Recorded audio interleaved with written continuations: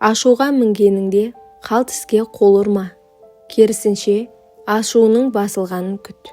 Себебі, ашу үстінде кез келген адам орны толмас өкініш жіберуі және оны ешқашан артқа қайтара алмауы мүмкін. Әлсіз тұсыңды ешкімге көрсетпе. Кейбір адамдар бұдан рахаттануы мүмкін. Ауыр күндерді басыңнан өткізіп жатқаның, жақсы күндер енді қайта келмейді дегенді білдірмейді. Азаптың барлығы уақытша екенін ұмытпа. Біреуге кек сақтау өзгеге емес, өзіңе ғана азап шектіреді. Уақыт сенің кім екендігіңді көрсетеді. Басқа ештеңе емес. Уақыт ең құдіретті күш. Қаншалық күрессең де, ол бәрібір өз үкімін жүргізеді. Ашу қысқанда, әрқандай сөзден де, әрекеттен де өзіңізді тыйыңыз. Көрген нәрсенің бәріне сене берме. Кейде тұзда шекердей көрінеді. Ризық үшін әрекет қыл, бірақ адал жолдан тайма. Шошқалармен күресіп жеңіске жете алмайсың. Бар болғаны, киіміңнің лас болғаны қалады. Сынған бұйымды орнына келтіру мүмкін нәрсе, бірақ жараланған көңілді қалпына келтіру мүмкін емес. Кімнің күлкісі көбейсе, соның құрметі азаяды. Нағыз ақымақтықтың белгісі, басқа нәтиже күте тұрып, бір қатені қайта-қайта қайталау. Дұшпаныңның әлсіздігін үйрен, бірақ өзіңнің әлсіздігіңді үйрену одан да маңызды. Өзіңе ұнайтын кәсіпті тап, сонда өміріңде бір күнде жұмыс істемейсің. Сондай өмір сүргін, басқалар саған қарап, үлгі мен өнеге алсын. Бұлбұлы жоқ мекенде құрбақаның даусы әсем көрінеді.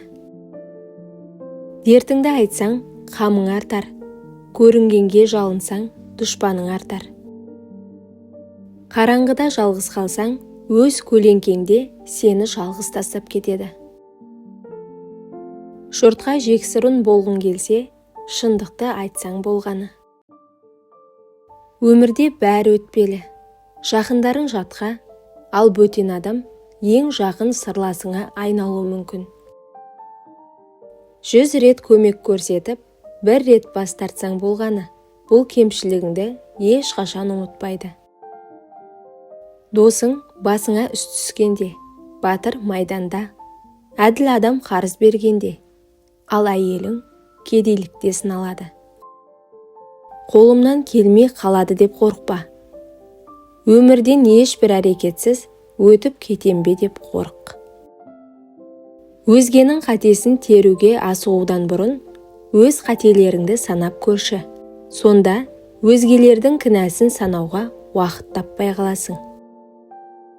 Әйелдің 2 аты болған кезде ол шын бақытты. Бірі сүйікті, екіншісі ана. Қанша жақсылығың болса да, саған көңілі толмайтындар бәрібір табылады. Сондықтан біреуге жақсылық жасарда адамға емес, Аллаға сен. Өйткені қазақ айтады, Аллаға сенген құстай ұшады, адамға сенген мұрттай ұшады. Жақын болу әсте-әсте, бөтен болу бір пәсте. Өміріңде ең болмаса, арлы және саған тек шынын айтатын бір адам болсын. Бір шеберден сұрапты. Өмірде жасаған ең үлкен шығыныңыз қандай? Сонда шебер былай депті. Лайық болмағандарға жасаған құрметім. Уақыт ең бағалы зат, және оны кімдерге сыйлап жүргеніңізге мән беріңіз. Жетістікке жеткің келсе, істейтін ісіңе ғашық бол. Өтіріктің өлімі жақын, шындықтың шыңы биік. Атасы жақсы қандайды, перзент қамын ойлайды. Перзентім аман болсын деп, қылығына тоймайды. Анасы жақсы қандайды, қамқорлығы таудайды. Қалқам деп шықсаң алдыңнан, кеудеңде қайғы қалмайды. Өмірді жақсы көр, себебі оны Алла жаратты. Өмірде жүрген өзің сияқты адамдарды жақсы көр. Себебі оларды да Алла жаратты. Адамдардың жаратқанын жақсы көр. Себебі оларға да жаратуды Алла үйретті. Терең су жай ағады. Ақылды адамдар тыныш өмір сүреді. Өмір кеме, жүзем онда демеңіз. Ізгіліктен жасалмаса кемеңіз. Адамдар өмір сүретін ең үлкен түрме ол, адамдар мен туралы не ойлайды деген ой. Ең қызығы, кейде өмірде ешқандай жетістікке жетпеген адамдар көпшілікке қалай өмір сүру керектігін үйретеді. Өзгелер үшін дұрыс емес адам болуға қорықпаңыз. Бастысы, өзіңізге сенімді және бақытты болсаңыз болғаны. Өз өмірі жоқтар өзгенің өміріне қол сұғады. Көпшіліктің сенің сөзіңді құптауы сенікі дұрыс дегенді білдірмейді. Өзгенің үмітін ақтай алмадым, немесе біреудің көңілін таба алмадым деген қорқыныш сізде көп кездесетін болса, жай ғана өзіңізден сұраңызшы.